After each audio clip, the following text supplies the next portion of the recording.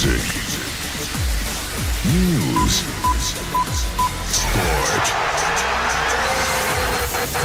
Every day for you on the web. LecoChannel.it. The Blue Light Blue Radio. Parte la battuta da destra, attenzione Nava sulla riga di porta, una deviazione sul primo palo.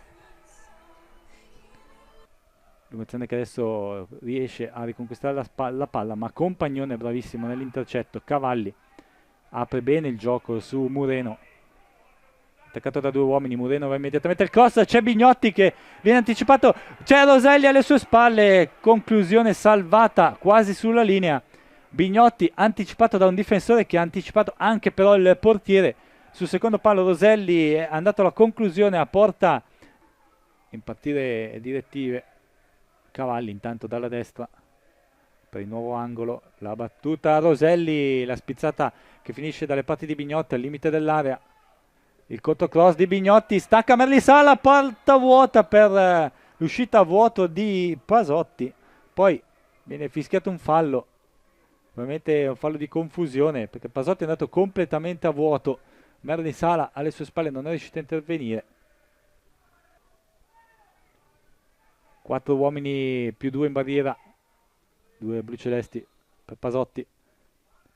Parte Cavalli, la palla sfila di nulla alla sinistra del palo, difeso da Pasotti, immobile al centro della porta, palla sopra la barriera e che ha girato troppo però. Invece no, Torelli, la palla dentro e c'è la rete di De Respinis. Una carambola all'interno dell'area di rigore ha favorito De Respinis, che dall'area piccola praticamente ha dovuto solo toccare in rete. Infatti sul secondo palo cerca Cristofoli, la ribattuta al centro e la conclusione sbagliata da Mureno.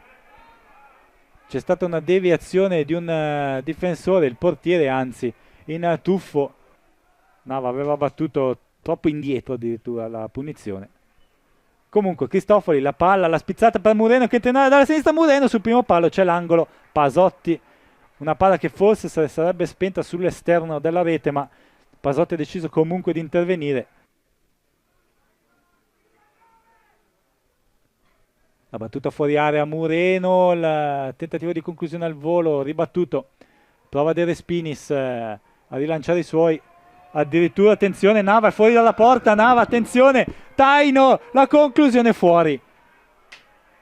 Adesso Annoni fermato alla grande da Ghilinelli, veramente Ghilinelli è salito moltissimo di tono.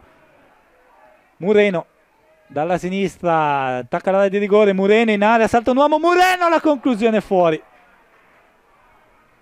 Gran numero di Mureno sulla sinistra che ha saltato un uomo, poi ha provato l'esterno sul secondo palo, palla che è schizzata alta.